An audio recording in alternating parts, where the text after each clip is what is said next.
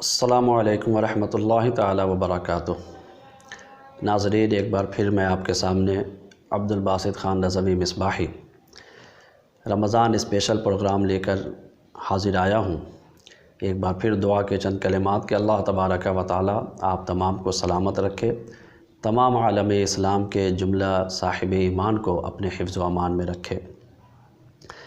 آیت شریفہ یا ایھا الذین آمنوا استعینوا بالصبر والصلاۃ ان اللہ مع الصابرین، اس آیت شریفہ کی تفسیر کے حوالے سے اور چند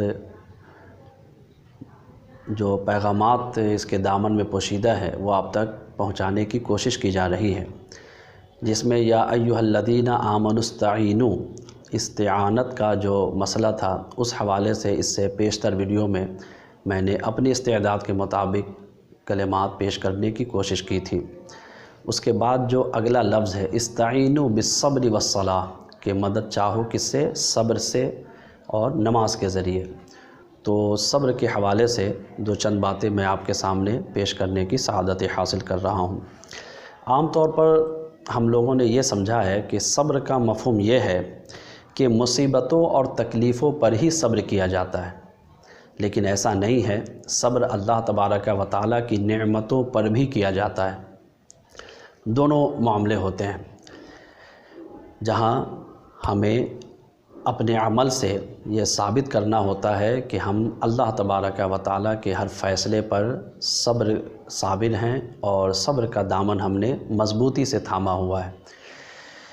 بتانا یہ چاہتا ہوں کہ مصیبتوں کے وقت شیطان ہم پر بہت شدت کے ساتھ حملہ آور ہوتا ہے۔ اس کی پوری زندگی کی کوشش یہ ہے کہ کیسے کسی انسان کو اللہ تبارک و تعالیٰ کی رحمت سے کوسوں دور کر دیا جائے۔ ایک اگر پہلے سے ایمان کی دولت سے محروم ہے تو اس کی کوشش ہوتی ہے کہ وہ کبھی دائرہ اسلام میں داخل نہ ہو سکے۔ کچھ فلاحی کام کر رہا ہے تو اس سے بھی اسے روکنے کی کوشش کرتا ہے۔ لکھنے والوں نے تو یہاں تک لکھا، علماء کرام نے، کہ دو ملک کے درمیان جو جنگ ہوا کرتی ہے وہ بھی کسی اور وجہ سے نہیں بلکہ اس میں بھی شیطان کا عمل مدخل ہوتا ہے، دخل ہوتا ہے اس کا۔ بتانا یہ ہے کہ جب مصیبتوں سے ہم دوچار ہو رہے ہوتے ہیں، مثال کے طور پر کوئی اپنا ہم سے رخصت ہو گیا، موت واقع ہو گئی، تجارت میں کافی زیادہ نقصانات ہمیں دیکھنا پڑ گئے، مکانات ہمارے گر گئے، فصل ہم نے لگائی تھی وہ فصل تباہ ہو گئے۔ یہ موقع وہ خاص موقع ہوتا ہے جب شیطان ہم پر شدت سے حملہ آور ہوتا ہے، اللہ کی رحمت سے ہمیں توڑنے کی وہ کوشش کرتا ہے۔ اس کی پوری کوشش ہوتی ہے کہ ایسے وقت میں اسے اللہ کی رحمت سے نا امید کر دیا جائے اور زبان سے ایسے کلمات بھی نکلوا دیے جائیں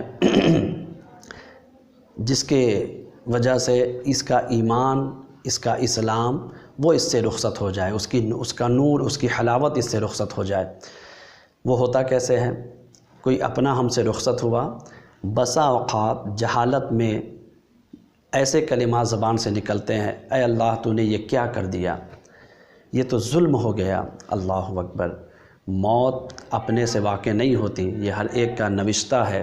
وَلِكُلِّ أُمَّةٍ أَجَلٌ فَإِذَا جَاءَ أَجَلُهُمْ لَا يَسْتَأْخِرُونَ سَاعَةً وَلَا يَسْتَقْدِمُونَ۔ موت کا تو ایک ٹائم متعین ہے، نہ اس سے ایک لمحہ پہلے نہ اس کے بعد آتی ہے، اور یہ اللہ تبارک و تعالیٰ کے حکم سے ہی موت واقع ہوتی ہے۔ اس کے جو فرشتے جو اس کام پر مقرر ہیں وہ اسی وقت پر روح قبض کرنے کے لیے آتے ہیں۔ اب یہ کہنا کہ اللہ تعالیٰ نے ظلم کر دیا یا یہ کیسا ظلم ہم پر ہو گیا، بظاہر صورت ایسی لگتی ہے کہ چھوٹے چھوٹے بچے تھے، شادی کو ابھی چند ماہ نہیں گزرے، چند دن نہیں گزرے کہ کبھی وہ شوہر کا وصال ہو جاتا ہے۔ اب لوگ کہتے ہیں اس عورت کا کیا ہوگا، اگر اس کے دامن میں بچے ہیں، اس کی گود میں بچے ہیں تو اس بچے کا کیا ہوگا۔ اس سچویشن کو دیکھ کر ہم بھول جاتے ہیں کہ ہم سب کا پروردگار اللہ تبارک و تعالیٰ ہے۔ وہ رب جو ایک ماں اپنے بچے سے جتنی پیار کرتی ہے، اس کے مقابلے میں مثال یہ دی گئی کہ 70 ماؤں سے کہیں زیادہ وہ اپنے بندے سے محبت فرماتا ہے۔ ایک ماں اگر اپنے بچے کے حوالے سے ظالم نہیں ہو سکتی تو اللہ تبارک و تعالیٰ بندوں پر ظلم کرے گا؟ بالکل نہیں۔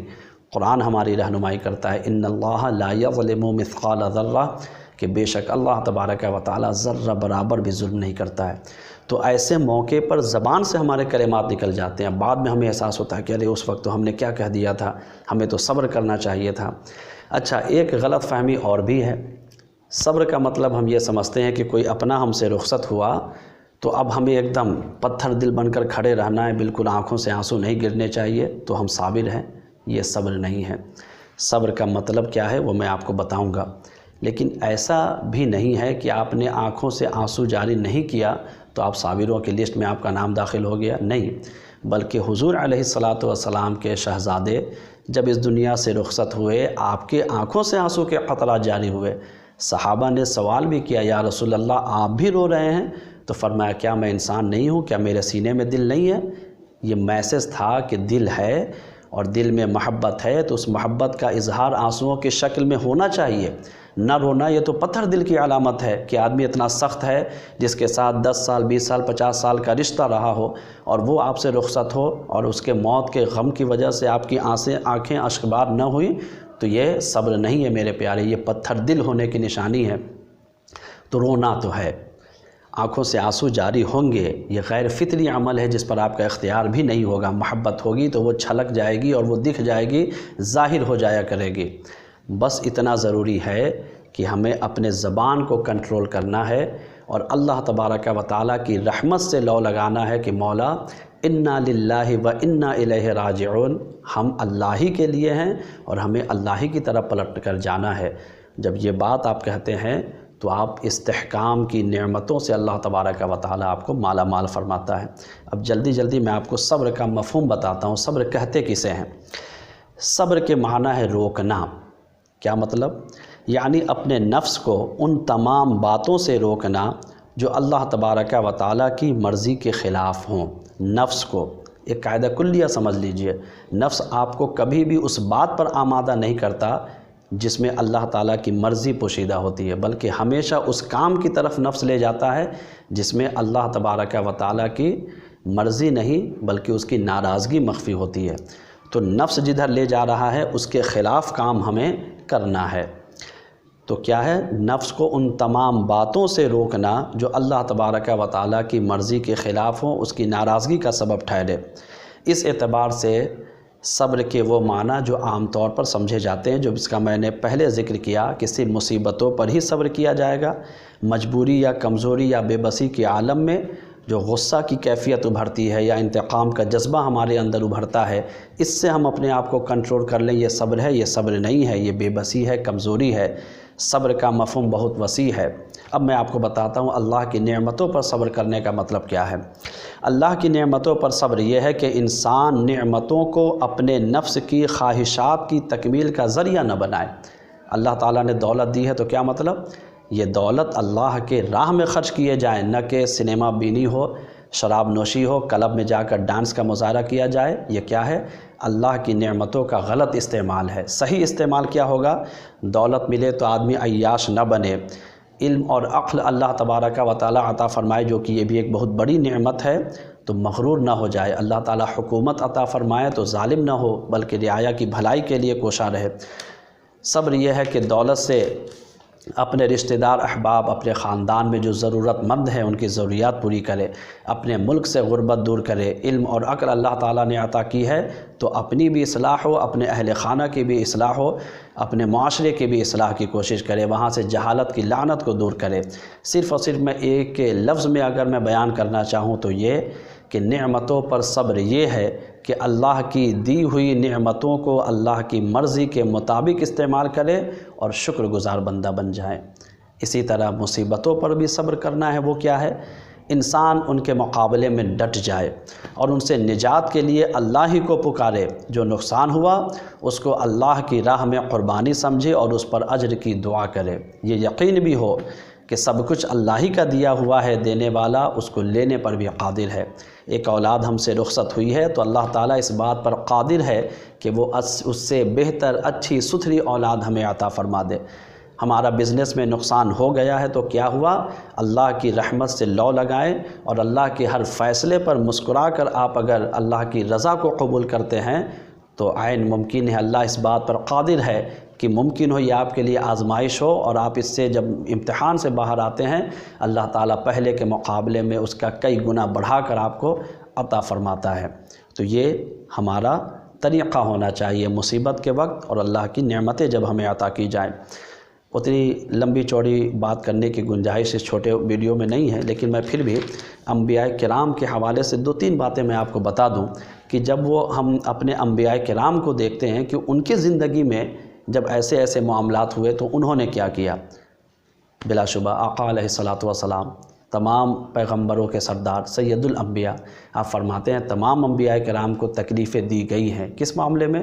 ذاتی معاملے میں نہیں، اللہ کا پیغام جب آپ نے لوگوں تک پہنچایا، اللہ کے وحدانیت کا پیغام لوگوں تک پہنچایا، اپنی رسالت کا پیغام لوگوں تک پہنچایا، لوگ آپ کے در پہ آئے، آپ کے دشمن ٹھہرے، انہوں نے طرح طرح کی تکلیفیں دی ہیں۔